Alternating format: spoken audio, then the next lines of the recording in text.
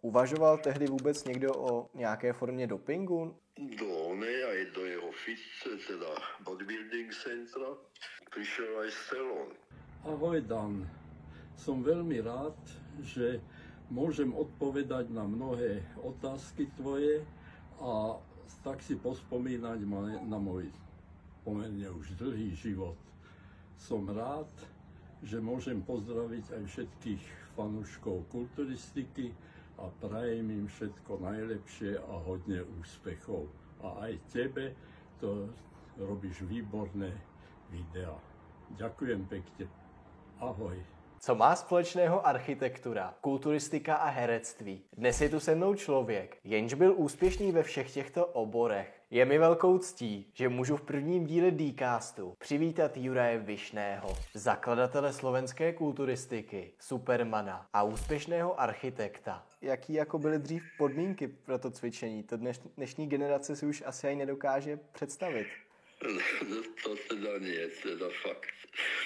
To bola, dá sa povedať, ako, že kamenná doba. No jak som ja začal cvičiť, tak to bolo na jar v 57. roku. Bol som o 186 cm vysoký a vážil som necelých 68 kg. Čiže som bol také tintitko, jak sa hovorí, že? No a dokonca sa mi aj malí chlapci, takí, čo ja viem, 10-12 roční, sa mi vysmievali. Keď som išiel okolo, tak vykrikovali na mňa, že Bocian, Bocko, Bocian, ako čáp, že? Teda česky. Lebo niektoré slova sú úplne iné, ako... Veľká sranda bola, že odbočím. Sme písali, že začali sme cvičiť ako v pivniciach. A v Čechách si dlho mysleli, že si to mali super, lebo tí cvičili v pivnici. Čiže v pivárni. Nie v sklepoch, ale v pivárni. To ešte aj ten Honza Smejkal, ešte aj ten si myslel, že my sme vtedy cvičili fakt v pivárni, že jak sme to mali super. No ale to som odbočil teraz. Jak jste to řekl, mě by taky napadlo pivnice jako první z toho. Jaké teda byly ty podmínky? Čím vy ste cvičil? Jak to vôbec začalo? Čiže ja som ako mladý chlapec, že skoro 20 ročný, tak mi to vadilo. Že to bolo niečo, že sa malí chlapci sa mi vysmievajú a takéto, tak som trochu mal komplexy. No a mali sme nejakú prednášku, už neviem, ako vo veľkej aule v Bratislave a príde ako spolužiak a sadne si vedľa mňa a vyťahne všelijaké časopisy z tašky, že dostalo strýka z Ameriky. Práve. No a medzi tými časopismi bol aj Master Builder a na titulnej strane bol Steve Reeves v úžasnej póze so šablou, krásna, čiže nie tak ako dneska sú tie kulturistické fotky šílené, ako pre mňa až niektoré odporné. No skrátka nič sa nedalo zohnať. Tak my sme mali doma vysavač, normálny vysavač, ale ten bol kovový. Neviem, prečo bol kovový, ale bol kovový, ešte aj tie, ako aby sa dal ťahať ako sanky, aj to bolo kovové rúry. A bol dosť ťažký, ale mal dobrý úchop, že s jednou rukou sa to dalo ako chytiť dobre. Takže s tým som cvičil, no a potom som od kamaráda, ktorý robil v tlačiarni, vyžobral také olovené platne. A tie mali v rôznych veľkostiach a tie mali také ako useknuté pyramídy, tak viacej, čiže takto som cvičil doma. A úplne, dá sa povedať, fanaticky. A k tomu som robil aj s vlastnou váhou, že robil som kliky na zemi, alebo v stojke kliky, keď už som bol schopný ich urobiť aj v stojke, potom drepy, výpony a tak ďalej. Čiže s vlastnou telesnou váhou sa dali robiť mnohé cviky, ktoré som takto mohol. A to se tedy bavíme o tom jednom létě, A vy jste pak přišel na to koupaliště a tím vznikla kulturistika v Bratislavě. No, tak prišiel som na kúpalište po tých 3 mesiacoch a fakt bolo na mne, však to je aj na tých fotkách vidieť, kde je pred a po. Môžem povedať, ako teraz objektívne, obrovský rozdiel. A fakt to bolo tak, že kamarádi ma nespoznali v plavkách. Že ak na mňa kúkali, no a hneď otázky, čo si robil, jak si a tak ďalej. No a tak sa hneď plno kamarádov ako pridalo, že tiež, že aj oni chcú tak vyzerať. No a tak sme potom cvičili aj na kúpališti, sme mali vždy aj už predtým vždycky sme mali kabinu prenajatú na celú sezónu, že aby sme si nemuseli vláčiť ako vesídnikdy so sebou ako slnečníky a tie nafúkovacie madrace, čo boli vtedy také super, že keď to niekto niesol, tak to musel vyfúkať a zase keď prišiel nafúkať a my sme to mali v tej kabine. No a tam sme si urobili takú z dreva konštrukciu, na ktorú sa dalo zavesiť, teda bolo na tom kolečko kladkové a na to sa mohol zavesiť jeden kýbel kovový, vtedy boli tie kýble zo silného plechu. No a do toho sme vždycky z detského ihriska nabrali plno piesku, čiže plné, čiže to malo dobrú váhu. No a takto sme mohli s kladkou cvičiť. Tú kladku sme vždycky hore na terase primontovali k zábradliu. Bolo dobre pevné kovové zábradlie k tomu a mohli sme tam cvičiť. Tak to samozrejme ľudia na to kúkali, aj si skúšali a tak, takže tak sa dá sa povedať, nie že kulturistika sa spopularizovala, ale to naše cvičenie. Lebo vtedy o kulturistike sa málo vedelo. Sem tam ukázali v týždenníku, v kine nejaké preteky z Ameriky a to boli také krčovité pózy, čiže to nikomu nič nehovorilo. Tam nebolo vidieť tých pekných. Až potom, keď prišiel Romulus a Remus so Steve Reevesom film, tak to bola najlepšia propagácia potom pre kulturistiku. Vy jste vlastně začali společně s klukama vlastně šlapat tu cestu té budoucí kulturistiky. Jak jste říkal, tak těch informací k tomu cvičení se k vám tolik nedostávalo. Cvičil byste dneska jinak, nebo cvičili jste správně? No, najväčší omyl bol ten, že sme si mysleli, čím viacej budeme cvičiť, tým budeme lepší. A v podstate sme boli pretrénovaní, že u mňa to na začiatku sedelo, že som šílene trénoval, že? Ale zrejme nie toľko a s takými váhami, že by som bol pretrénovaný a výborne to u mňa zabralo, to cvičenie. Na strava, bohužiaľ, strava, to prišlo až o pár rokov, to až začiatkom 60 rokov, čiže od 57 až po takých 4 rokoch to prišlo, že aká je dôležitá strava. Vedeli sme o proteínoch, to sme videli v tých časopisoch, že sa už tie proteínové prídavky ako v Amerike predávajú, ovšem tie sa kúpiť nedali, že však doláre sme nemali. Po 70 rokoch, keď už som nebol doma, tedy prišla tá éra tvarohu. No a my sme mali zase vajcia. A to sme pred každým tréningom 8 vajec som si rozbil, dal do mixera, pridal trochu medu a trochu oného čokoládového prášku, že ja to som rozmixoval a pred tréningom vypil. Takže takéto veci sa robili. To bolo, tie vajcia u nás boli obľúbené. To sme sa potom smiali ako oné Rocky Stallone, ako v jednom Rocky filme. Tiež si, myslím, že v prvom dokonca, že si tiež rozbíjal vajcia a pil ich surové. Uvažoval tehdy vůbec někdo o nějaké formě dopingu? No o dopingu sme vôbec nevedeli nič.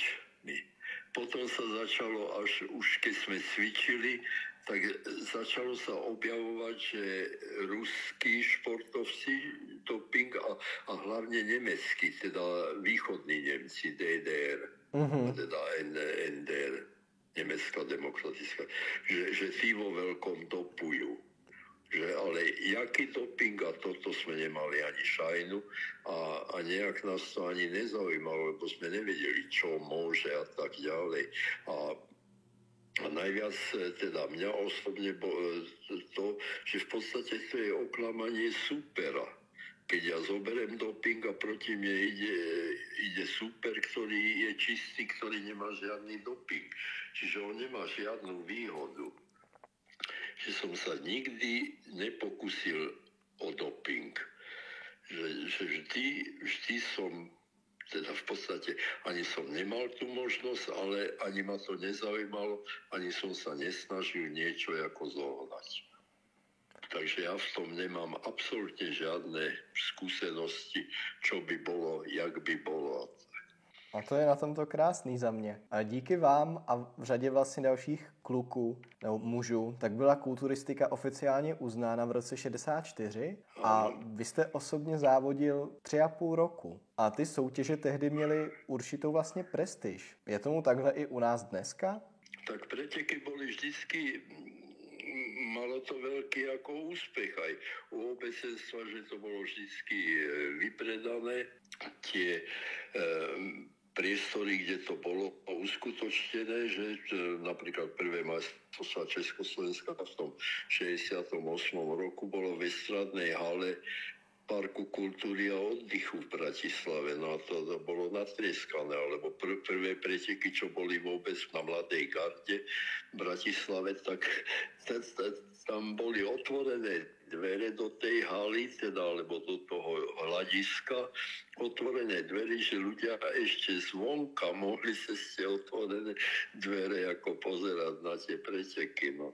Tak ťažko povedať, každá doba má svoje a každá generácia si chváli to svoje. Jak sa aj hovorí, že vtedy bolo najlepšie. Áno, bolo najlepšie, lebo vtedy tí, čo to hovoria, boli mladí a keď je človek mladý, tak ten život bere úplne ináč, ako keď je už starší a zrejme každá doba mala svoje čaro. Já jenom doplním, vy jste neuvěřitelně skromný, že vy jste se stal vlastně absolutním vítězem na tom mistrovství Československa v roce 1968 a ještě jsem se dočetl. Dušik Selinga, Ivan Uríček a Juraj Pipasík jste se po exibici dostali do hospodské rvačky. Jak se tohle kulturistům vůbec může povíst? Tak to bola veľká sranda, to vám môžem teda fakt povedať. V podstate to bolo, že prídeme do jednej onej krčmy nejaký ináč oblečený, že 4 muži, tak tým treba dať dobre na hubu. Asi v tej dedine to bolo pravidlo. Takže tak to začalo. Nie my sme začali, že tí začali. A Meky ten sa len bránil, aj Ivan. Ja našťastie som nemusel nič, ja som len jedného odsotil, jak som utekal. No a potom sme videli ako v spätných zrkadlách, že tie svetlá idú za nami a sa aj blížili. No a našťastie sme prešli cez železničný prechod a tam v tom momente, ak sme prešli, začali blikať svetlá červené, že ide vlak. A už sme aj videli, jak ten vlak išiel a to bol nejaký náklaďák, ktorý možno len presúvali hore-dole. Skrátka, motorky už za nami neišli. Čiže sme im ušli v podstate. No a keď tak spomínam ako na to späť, že čo by sme boli my dosiahli, keby sme sa tam boli začali byť. Dobre by nás boli zmlátili, že? A ešte nakoniec by bolo polícia pri tom a veľké toto, že čo zase urobili kulturisti pre noviny, pre médiá by to bol úžasný tento ako kulturisti zbytí, pobili sa a tak, akí sú to ľudia a takéto reči a písanie všeličo, na čo sme boli zvyknutí, že zo skorších čias, keď ešte nás odsudzovalo všetko za cvičenie.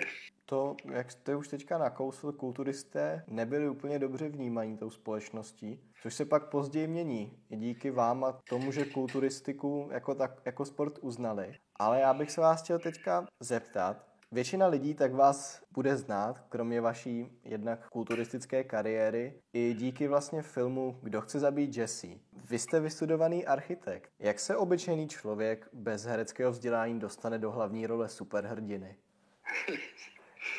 Bolo zase, ja neviem, či to bol osud, alebo čo, alebo jak to bolo. No skrátka, dostal som dopis z Barandova, že či by som bol ochotný urobiť casting na jeden film, trochu to bolo ako popísané, že či by som bol ochotný. Tak som im odpísal, že ja som za každú srandu. Dva dní na to mi telefonuje, prišiel tento asistent producenta s asistentom režiséra. Stretli sme sa, sedeli sme na káve, debatovali sme, vysvetľovali, čo približne tak ako film a takto. A ja hovorím, no tak dobre, no tak pozvíte ma na ten casting. No a potom rozhovore za pár dní prišlo pozvanie do Prahy, prišiel som tam a tam bolo asi 20 mužov všelijakých, vyšportovaných, že obliekali nás do všelijakých kostýmov a fotili. A potom povedali, že sa vám ozveme, že napíšeme vám, čo a jak ďalej. No a potom som dostal dopis, že na ďalšie mám prísť do Prahy. No a keď som prišiel, tak už sme boli len traja. Dobre vyzerajúci, dvaja muži, vysokí, svalnatí, fajn. A mali pre každého z nás kostým. Musím si odkašľať. Asi moc kecam. No a obliekli sme si tí kostýmy, ja som tých dvoch už nevidel. Že oni išli predo mnou, jeden aj druhý, a čo museli robiť, to neviem. Potom som prišiel ja na radu, no a musel som, bola kuchyňa, tak podobná ako v tom filme, že ja v tej kuchyni, že ho nemusím narobiť ako, teda strhnúť a robiť tam kravál a skrátka rozbíjať. No tak som to robil tak približne ako v tom filme potom. Čiže to bola jedna skúška a druhá skúška bola, že som musel z okna vyskočiť na lano, ktoré viselo asi 1,5 metra alebo 2 metre od okna, z hora od niekiaľ v tom štúdiu. Aha. A musel som na to skočiť a zliezť z druhého poschodia ako dole. Sa spustiť. No to bolo všetko, čo som musel robiť.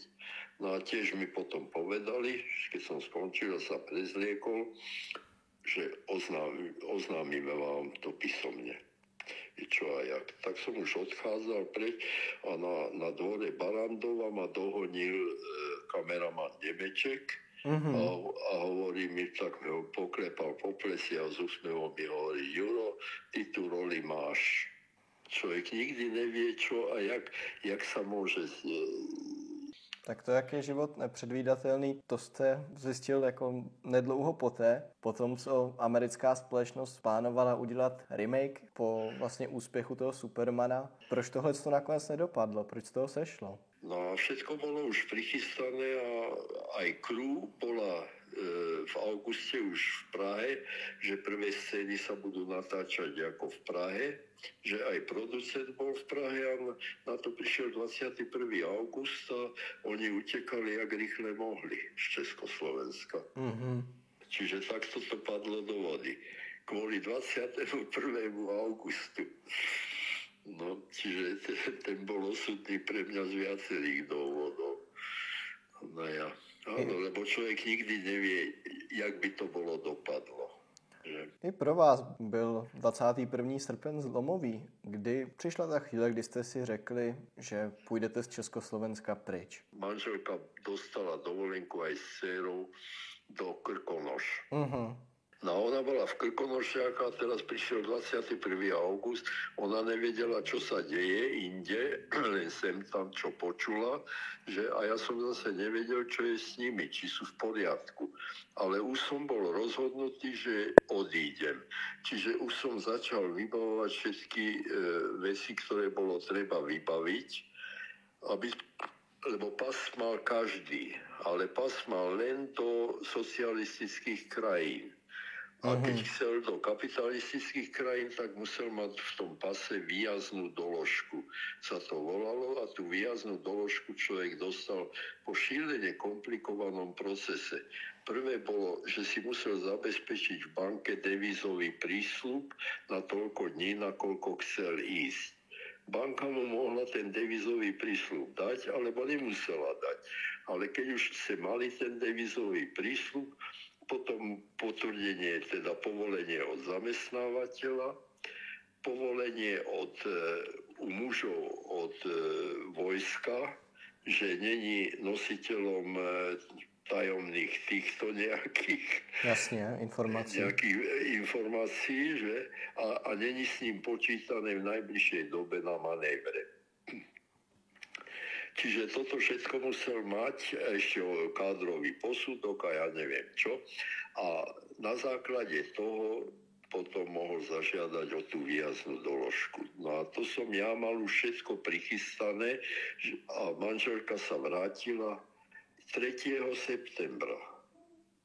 Až sa dostali domov. Hoci nemala tak dlho, ale nemohli sa odtiaľ dostať domov. No a ja som okamžite, ak prišli, začal toto vybavovať a sa mi to vtedy boli veľmi ako nápomocní na tom pasovom úrade alebo čo, takže sa to dalo rýchle vybaviť. Čiže ja som to tak rýchle vybavil, že 6. septembra večer sme odchádzali z domu. Jestli jste museli čekat v nějakých uprchlických centrech a přes jakou zemi jste se vydali? Nie, môj starý otec je Rakúšan a on žil vo Viedni.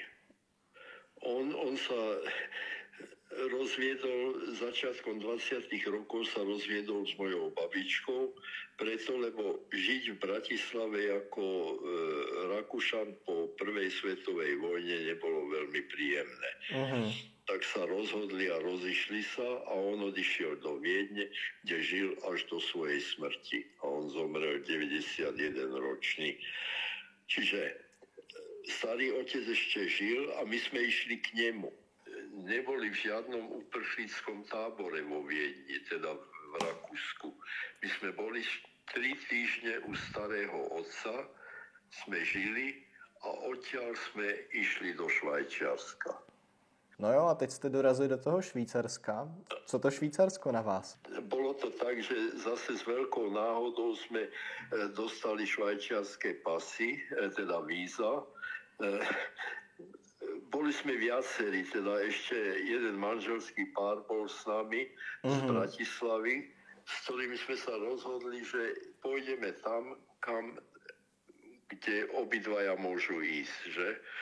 No a shodou okolností prišiel s ním aj jeho otec, toho kamaráda, právnik, ktorý vedel dobre nemecky a ten pomáhal nám ako vybaviť víza. Čiže sme boli aj na austrálskom konzuláte, to nás nezaujímalo, lebo tam bola podmienka, že musíte mať všetky zuby v poriadku. To znamená, že keď niekto mal veľa zubov alebo nejaké veľké tieto kazy, tak vytrhnúť zub, alebo nechať si ich opraviť, alebo čo. Aha. Austrália nás nezaujímala, Južná Afrika tiež nie, ale boli sme na kanadskom. A na kanadskom sme čakali dlho, mali sme tieto miestenky, teda, alebo ako časovky, že koľko ešte musíme čakať. A už na nás mala prísť doba, ako kedy pôjdeme dnu. A na to prišli dvaja, neviem odkiaľ, ale Slováci a hovoria, že my máme oné švajčiarske časenky, že nemôžeme si vymeniť. A ja hovorím, no áno, dobre, fajn. Tak sme si vymenili, čiže oni išli, my sme na kanadské nešli a išli sme rýchle na švajčiarsky konzulát a tam sme sa dostali rýchle a dostali sme víza. Takže to byla taky taková schoda náhod. Áno, taký schod náhod v mojom živote je strašne veľa.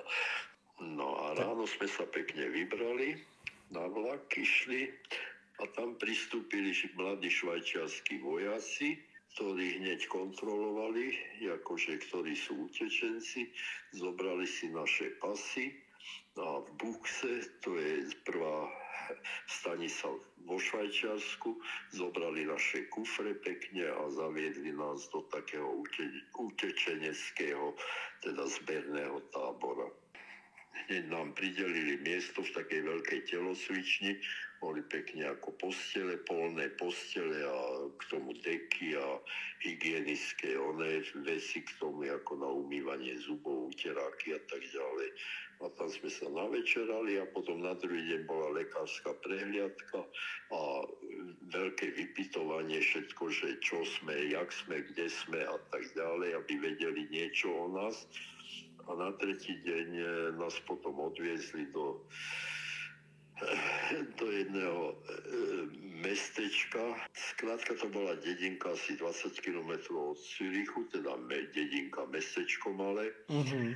No a tam nás odviezli, väčšiu skupinu ako Čechoslovákov, no a tam nás na stanici privítal, dokonca starosta mesta, hudba hrála.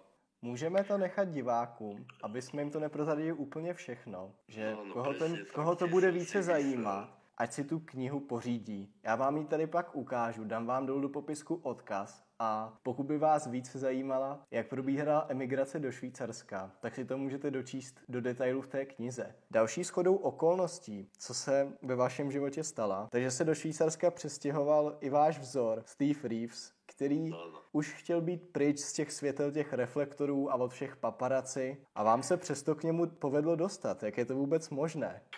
No tak to ďakujem jednému ďalšiemu kamarádovi, ktorý tiež bol vo Švajčiarsku a potom odišiel krátko na to do Južnej Afriky žiť. Sa volá Bilinsky, že má aj trochu poľské meno a vedel dobre aj poľsky. No a on nejako zistil, že Steve Reeves žije v Lucerne, vo švajčiarskom mestečku Lucerne, veľmi pekné, aj so svojou manželkou. No a jeho manželka pôvodom bola Polka. No a Dušan, neviem jak, zistil telefónne číslo ich a zatelefonoval. A slušne ho odmietli, že oni už žiadne interview ani nič, stretnutia nič nerobia. Že? Čiže bol odmietnutý. Dušanovi to nedalo, kúpil krásnu kyticu ruží, išiel do Lucernu a našiel tú adresu a zazvonil u ich dverí. Otvorila pani Reevesová a on na ňu poľsky, jej povedal sa, omluvil, že telefonoval a tak ďalej a že vlastne my nie sme žiadni novinári, ani paparáci, ani nič, že my sa chceme len Steveovi poďakovať za to, že bol náš vzor a že jak nám to pomohlo v živote. No a ona potom vybavila so Steveom, že sme sa mohli stretnúť. No a to bol tak príjemný rozhovor, že ešte potom dvakrát som sa s ním stretol. A jak mi radil, že jak mám ďalej žiť. Že ja nech sa nedám na závodnú túto dráhu vo Švajčiarsku, nech prestanem so závodným kulturizmom, nech ma to ani nenapadne, že nech si pekne trénujem svoje, aby som dobre vyzeral a nech vychutnávam život a nech robím to, čo ma baví aj s rodinou. A to som si zobral k srdcu a fakt sa mi to vďaka jemu takto super darilo. Mezi tím, co vy jste žili ve Švýcarsku, tak jste byli v Československu odsouzení k odnětí trestu svobody za ilegální pobyt v cizině. A řekněte mi, proč jste vlastně dostal vyšší trest než vaše žena? No oni to zdôvodnili celkom jednoducho.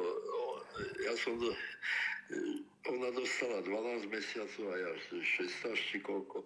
No, skrátka, že ja som uniesol moju dceru.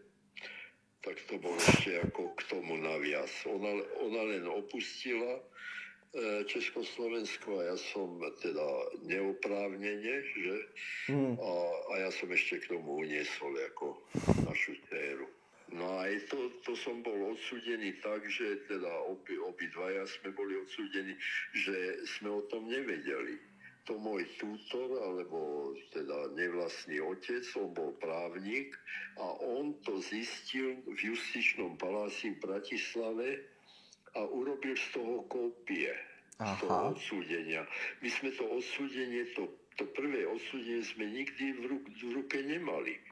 Čiže my sme o tom ani nevedeli, len vďaka jemu, že on to ako ilegálne sa dá povedať, vtedy vytlačil pre nás. A tak nám to ako doručil. No a najlepšie bolo to, že my sme boli ešte, potom sme mali možnosť ako požiadať prezidenta Husáka o milosť. No a tú milosť sme dostali oficiálne na papieri. Ale zrazu sme dostali v 91. roku, či keď to bolo, že nám ako rušia ten trest. A my sme boli aj za Lisou už v 89. roku, jak sa to uvoľnilo, že sme boli v Bratislave navštíviť moju mamu a jej rodinu. Že v podstate sme boli ako trestanci ešte. Že keby nás boli niekde chytili, alebo čo, tak sme sa mohli dostať do pasy. Díky vlastně práci architekta, tak jste byli dobře zajištění a mohli jste s rodinou cestovat. Ale dostal jste se ke Steveu Reevesovi úplnou náhodou. Jak se vám povedlo dostat k Sylvestru Stallonovi? No k Stallonovi to nebolo už náhodou, lebo boli sme viackrát, že skoro všetky naše cesty, čo išlo do tých tzv. Južných morí, ako sú Polynézia a to, alebo až na Nový Zéland, alebo Austráliu, to išlo vždycky cez Los Angeles. Takže vždy sme sa u Mekyho a u Pesiho, teda Petra Ikra, stavili. Pro kontext. Juraj Pipasík emigroval do Ameriky v roce 1968 a založil si tam vlastní fitko, ve kterém si každý stroj vyrobil sám. Brzo se stal oblíbeným a vyhledávaným trenérem v řadách amerických celebrit, včetně Sylvestra Stallona. No tak jasne, že s Mekym sme išli do aj do jeho fitce, teda bodybuilding centra.